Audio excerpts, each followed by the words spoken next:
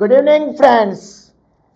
ધોરણ 12 કોમર્સ પ્રવેશનો છેલ્લો દાખલો. મસ્ત દાખલો, ધ્યાન આપજો. ટપુ અને સોનું 1:2 ના પ્રમાણમાં નફો નુકસાન વહેંચતા એક પેઢીના ભાગીદારો છે. તારીખ 31/3/2016 ના રોજ. શું 31/3/2016 ના રોજ તેમની પેઢીનું પાકું સરવૈયું નીચે મુજબ છે. ધ્યાન આપજો. મૂડી ખાતા આપણને આપ્યા છે. ટપુ 2 લાખ, સોનું 3 લાખ, ટોટલ 5 લાખ રૂપિયા. એકત્રિત નફા તરીકે એક જ બાકી આપી છે. કોણ છે તે? નફા નુકસાન ખાતાની જમા બાકી. ઓકે, ત્યારબાદ લેણદારો છે. ગાલખાદ અનામત આપી છે. જૂની પાઘડી આપી છે.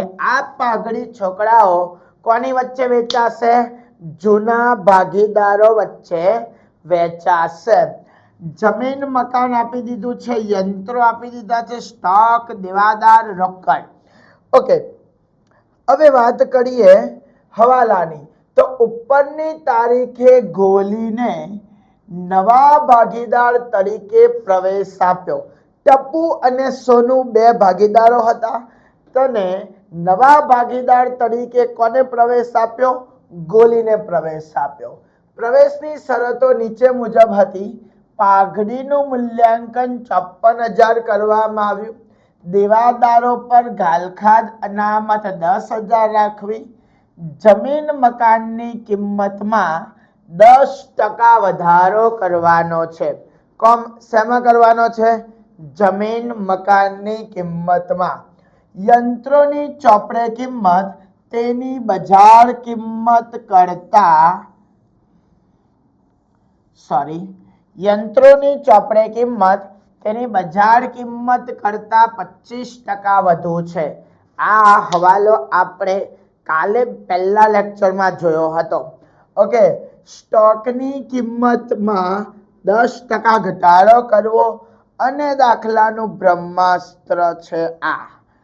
ગોલી નવી પેઢીની ચોખ્ખી મિલકતની 50% જેટલી રકમ મૂડી તરીકે લાવશે. કેટલા? 50%. ગોલી તેના ભાગની પાઘડીની રકમ રોકડમાં લાવશે. ટપુ તેના નફાનો 1/3 ભાગ, સોનું તેના નફાના 1/6 ભાગ કોને આપશે? ગોલીને આપશે. કોને? ગોલીને આપશે. જરૂરી ખાતા તૈયાર કરો. પ્રવેશ બાદનું પાકું સરવૈયું તૈયાર કરો અને કીધું ત્રણેય ભાગીદારોનું નફા નુકસાનનું નવું પ્રમાણ પણ નક્કી કરો. ચાલો, કઈ વાંધો નહીં. શરૂઆત કરીએ પહેલા હવાલાથી. તો દાખલાની શરૂઆત પહેલા ક્યાંથી થશે? બાકીથી. ટપુ સોનું 2 લાખ અને 3 લાખ. ચાલો, તમારી બાને બોલાવો. એટલે બા તમને આગળ લાવ્યા. કેટલામાં લાવ્યા? આ દર વખતે આમાં જ લખાઈ જાય છે.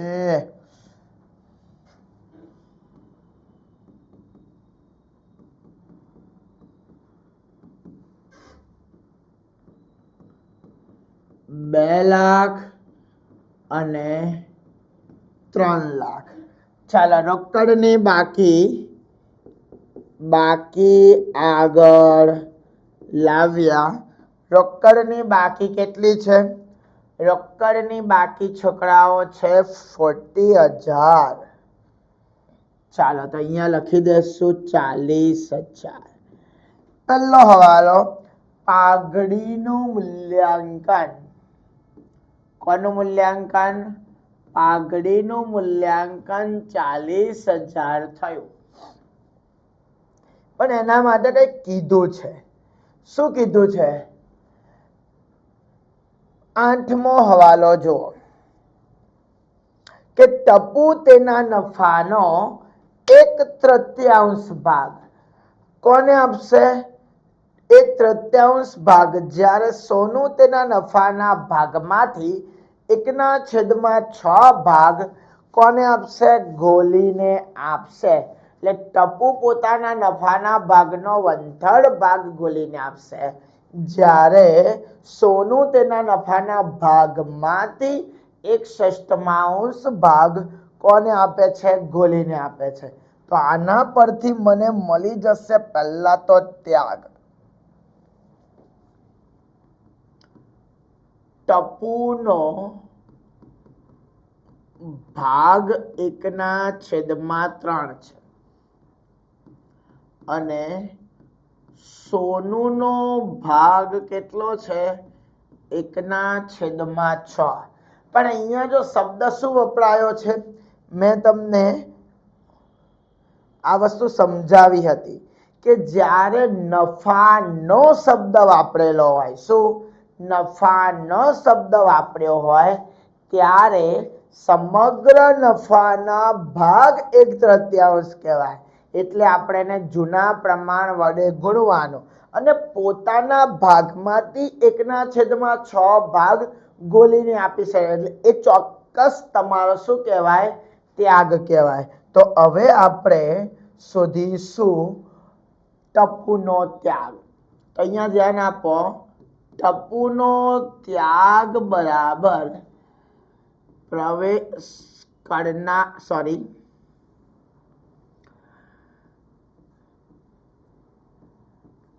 1/3 કયો? ટપુનો ભાગ એટલે કે પ્રવેશ કરનારનો ત્યાગ ગુણ્યા જૂનું પ્રમાણ. જૂનું પ્રમાણ પણ કેટલું થાય છે? 1/3. એટલે અહીંયા આવશે 1/3 એટલે 1/9. અને સોનુનો ત્યાગ તો આપણને ડાયરેક્ટ જ આપી દીધો છે 1/6. ઓકે, હવે લસા છેદ સરખા કરીએ. 1/6 તો એલસીએમ આવશે 18. 6 દુ 18,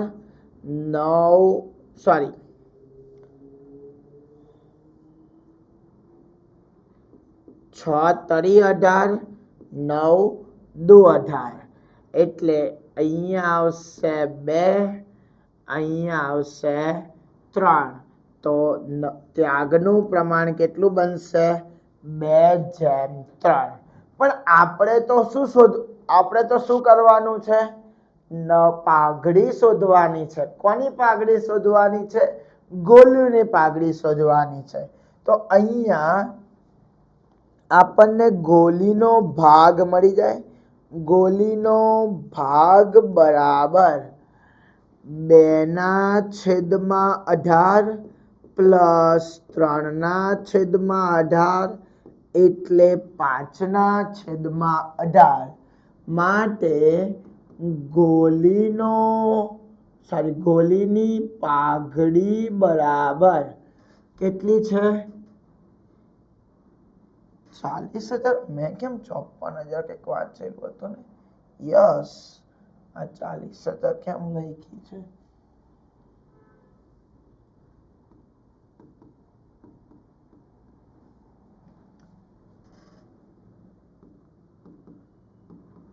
₹54,000 ગુણ્યા 5/18. ચાલો તો કેલ્ક્યુલેટર લઈ લો હાથમાં. એટલે 15,000. ઓકે, તો ગોલીની પાઘડી કેટલી આવશે? 15,000. પણ કઈ કીધું છે?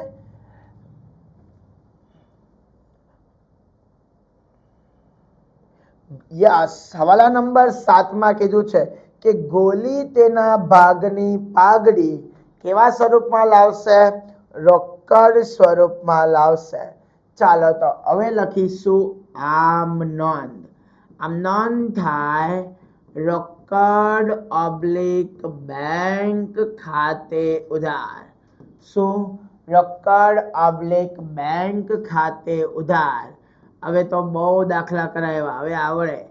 પાઘડીના પ્રીમિયમ ખાતે જમા કેટલા? 15,000 રૂપિયા.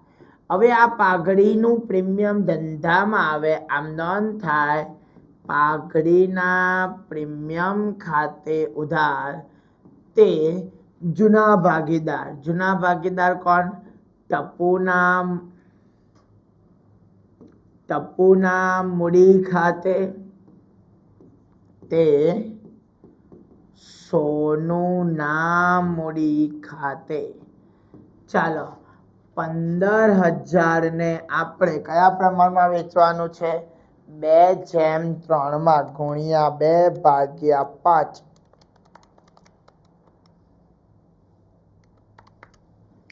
એટલે 6,000 અને 9,000.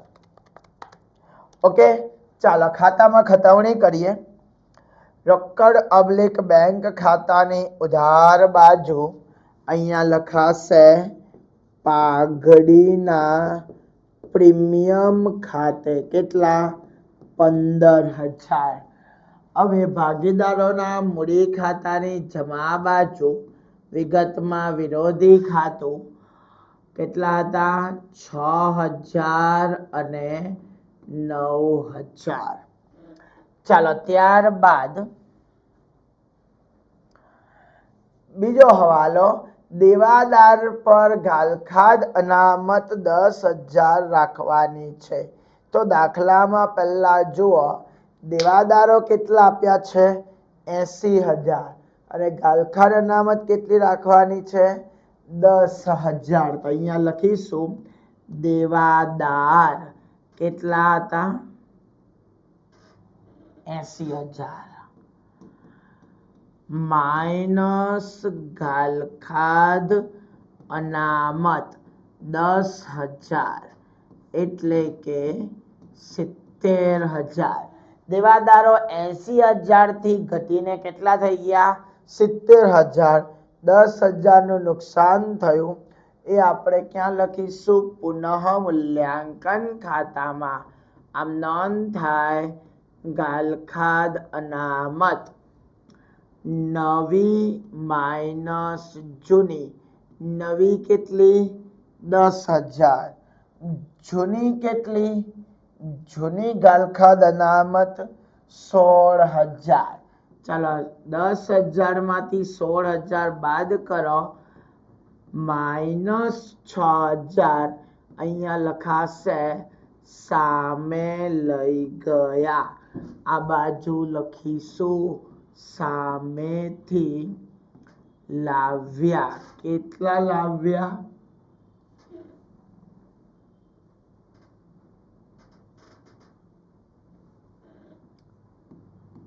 સામેથી લાવ્યા. કેટલા લાવ્યા? 6,000 રૂપિયા. ચાલો આગળ ત્રીજો હવાલો. જમીન મકાનની કિંમતમાં 10% વધારો કરવો. જમીન મકાન છે 3 લાખ, 10% વધારો કરો. ચાલો તો જમીન મકાન 3 લાખના 10% 30,000 એટલે 3,30,000. 3 લાખના વધીને 3,30,000 થઈ ગયા. તમારો માલિક સુખી થયો. માલિક સુખી થાય પુનઃ મૂલ્યાંકન ખાતાની જમા બાજુ દર્શાવીશું. કોને દર્શાવવાના છે? જમીન મકાનમાં વધારો. કેટલો વધારો? 30,000 નો વધારો. કેટલો વધારો? 30,000 નો. ચાલો એના પછી મસ્ત હવાલો. દાખલા યંત્રોની ચોપડે કિંમત. યંત્રોની ચોપડે કિંમત તેની બજાર કિંમત કરતા 25% વધુ છે. ચાલો ધ્યાન આપો, આ વારંવાર પૂછાય છે.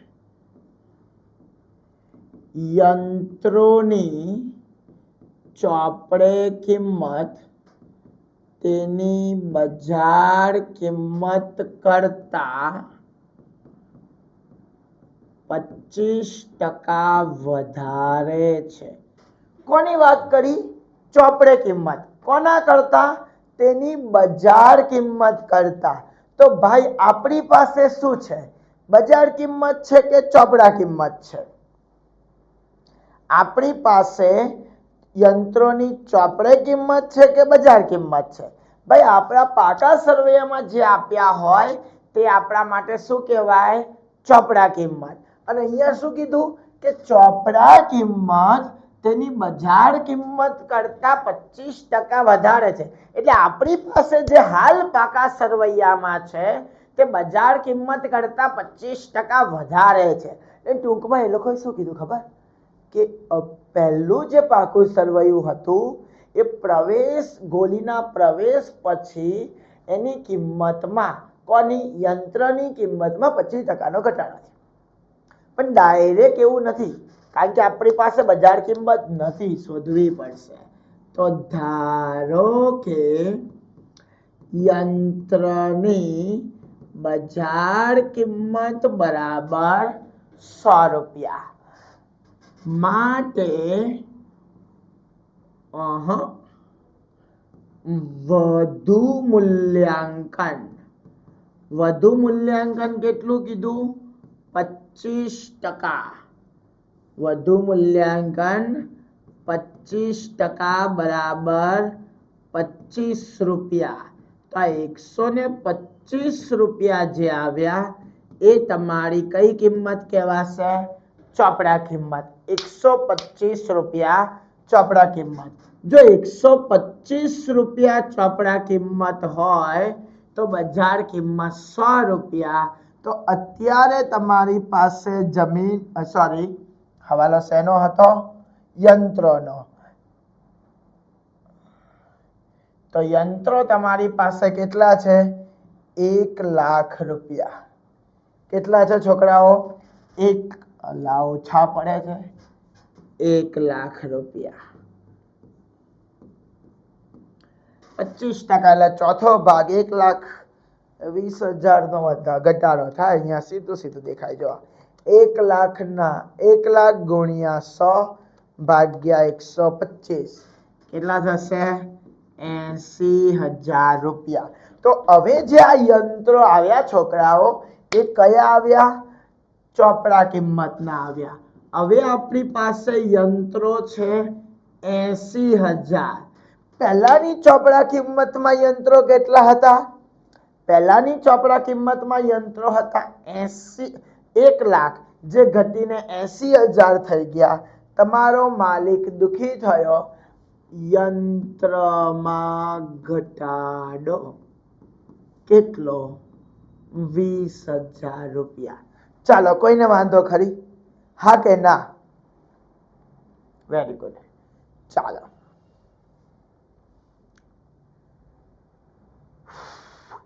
સ્ટોકની કિંમત 10% થી ઘટાડવી. ચાલો, સ્ટોક કેટલો છે? સ્ટોક છે 40,000. ચાલો, 36,000 થઈ જશે. સ્ટોક 40,000. કેટલો ઘટાડો કરવાનો છે? 10%. એટલે 4,000 એટલે 36,000. 40,000 થી ઘટીને 36,000 થયા. તમારો માલિક દુખી થયો. સ્ટોકમાં ઘટાડો કેટલો? 4,000. ચાલો, એના પછી ગોલી નવી પેઢીની ચોખ્ખી મિલકતની 50% જેટલી મૂડી 50% જેટલી રકમ મૂડી તરીકે લાવશે. પણ આ તો પછીની વાત છે. ગોલી તેના ભાગની પાઘડી રોકડમાં લાવશે. હવાલો સોલ્વ થઈ ગયો.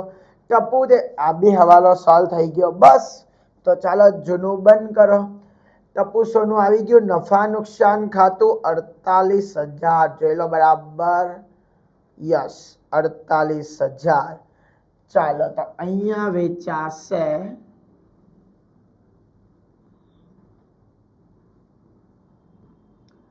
નફા નુકસાન ખાતું 48,000 ને કયા પ્રમાણમાં વેચવાનું છે? જૂનું પ્રમાણ છે 1:2. ચાલો તો 48,000 ગુણ્યા 1/3 16,000 અને 32,000. ઓકે, ચાલો એના પછી લેણદારો 50,000. ગલખાના અનામત તો આવી ગઈ. ચાલો લેણદારો ક્યાં દર્શાવાશે? પાકા સરવૈયામાં લેણદારો કેટલા હતા? 50,000.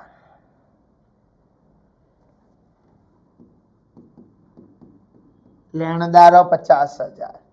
ચાલો લેણદારો પછી જૂની પાઘડી. જૂની પાઘડી કયા પ્રમાણમાં વેચાય? જૂના પ્રમાણમાં. કોની વચ્ચે વેચાય? ભાગીદારો વચ્ચે. પણ કેટલી હતી? 54,000. પાઘડી ખાતે 54,000 ગુણ્યા 1/3 18,000 અને 36,000. ઓકે, ગોલીને કાંઈ આપવાનું નથી. ચાલો એના પછી જમીન મકાન આવી ગયું, યંત્રો આવી ગયા, સ્ટોક આવી ગયા, દેવાદાર આવી ગયા, રોકડ આવી ગયું, બધું જ આવી ગયું. ચાલો હવે સરવાળો કરો. 36,000 પુનઃ મૂલ્યાંકન ખાતાની જમા બાજુ, ઉધાર બાજુ 36,000 મૂકો તો 36,000 માંથી 24,000 બાદ કરો એટલે 12,000. આ પાતળો નફો આવ્યો. એ નફો કોનો છે? ટપુ અને એની સોનું. હા, ટપુ અને સોનું જ હતા ને? યસ, ટપુ અને એની સોનુનો. તો 12,000 ગુણ્યા 1/3 4,000 અને 8,000. આ આપણે ક્યાં દર્શાવવાનો છે?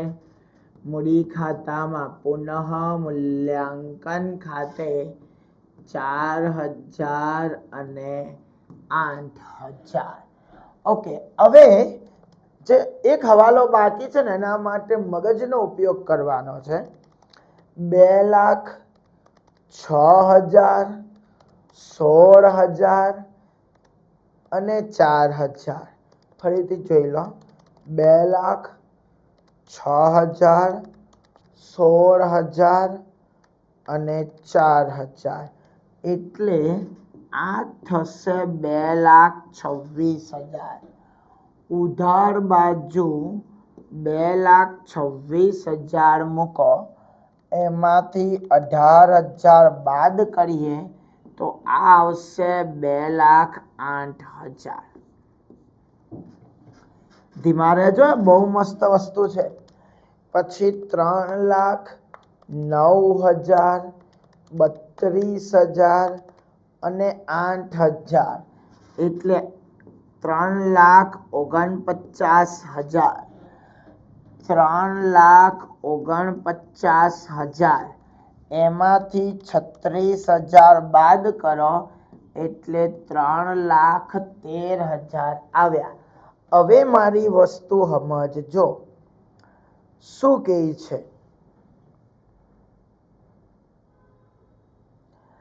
કે ગોલી તેના ભાગની ગોલી નવી પેઢીની ચોખ્ખી મિલકતની 50% જેટલી રકમ કઈ રીતે લાવશે?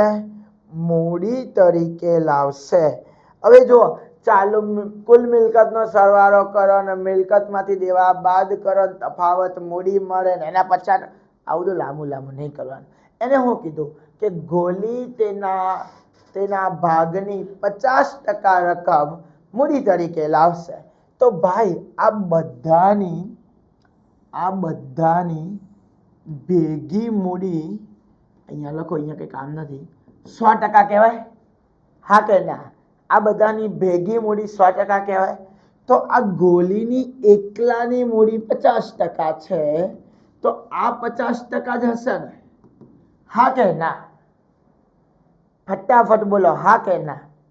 ઓકે, તો હું આ બેનું ટોટલ કરું તો ગોલીની મૂડી જેટલો હોય, તો ચાલો ફટાફટ લખો, 2,08,000 પ્લસ 3,13,000, તો ગોલીની મૂડી કેટલી હશે? 5,21,000. ચાલો, કોઈને વાંધો ખરી? હા કે ના? ઓકે, તો ગોલી તેના ભાગની સોરી, હવે ગોલીની મૂડીની વાત કરી છે. જો ગોલીની મૂડીની કશી વાત નહીં કરી, તો સૂચનાની ગેરહાજરીમાં રોકડમાં જ લાવ્યો હોય, અહીંયા લખવાનું ગોલીના મૂડી ખાતે કેટલા? 5,21,000. અહીંયા લખીશું રોકડ ઓબ્લિક બેંક ખાતે 5,21,000. એટલે અહીંયા મૂકી દો 5,21,000. 5,21,000. હવે કોઈ હવાલો બાકી નથી?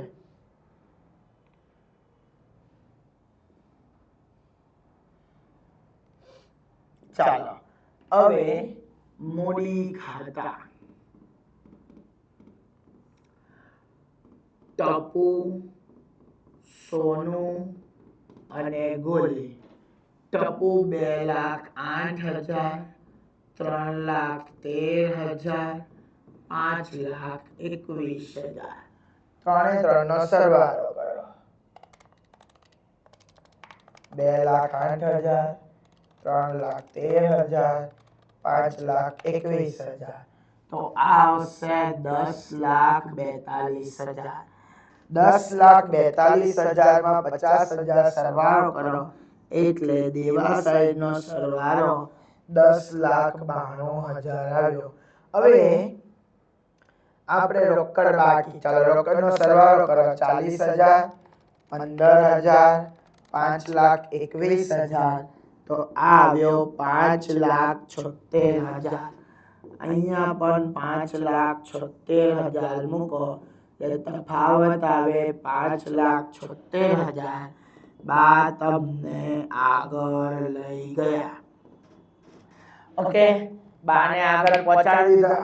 ચાલો ફટાફટ મૂકી દો બાને અહીંયા રોકડ ઓબ્લિક બેંક ખાતે 5,76,000. ચાલો હવે મિલકતનો સરવાળો કરો. તો 3,30,000, 80,000, 5,76,000, 70,000 અને 36,000 એટલે 10,92,000. ઓકે, આટલું જ કામ હતું આપણું. હવે એ લોકોએ એવું કીધું કે નફા નુકસાનનું નવું પ્રમાણ પણ શોધો. તો આ દાખલામાં અહીંયા કઈ જરૂર નહીં હતી ને?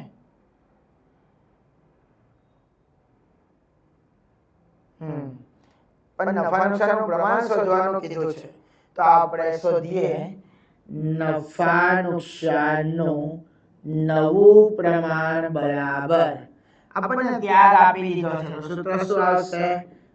જૂનો ભાગ માઈનસ ત્યાગ. અહીંયા વાત કરીએ ટપુની, તો ટપુનો જૂનો ભાગ કેટલો હતો? 1/2. 1/3 માઈનસ ત્યાગ થયો 2/18. એલસીએમ 18, અહીંયા 6 વડે એટલે 6 એકા 6, 6 માઈનસ 2, 4/18. ટપુ પછી સોનું 2/3 માઈનસ 3/18. એલસીએમ 18, અહીંયા 1 વડે, અહીંયા 6 વડે. 6 દુ 12, 12 માઇનસ એ ભૂલ નહીં કરી ને. ઓકે 9 ના છેદમાં 18. ટપુ સોનું અને છેલ્લો ભાઈ કોણ હતો? ગોલી. એનું તો આપણને મળી ગયું છે 5 ના છેદમાં 18. તો 4/9/5. આ તમારું કયું પ્રમાણ બને? નફા નુકસાનનું નવું પ્રમાણ. ઓકે, તો અહીંયા આપણા 5 પ્રવેશના દાખલા પૂરા થાય છે. કોઈને કઈ પણ પ્રશ્ન હોય તો તમે મને કમેન્ટ બોક્સમાં જણાવી શકો છો. હવે 10 મિનિટ રહીને આપણે નિવૃત્તિ શરૂ કરીશું. Okay, thank you.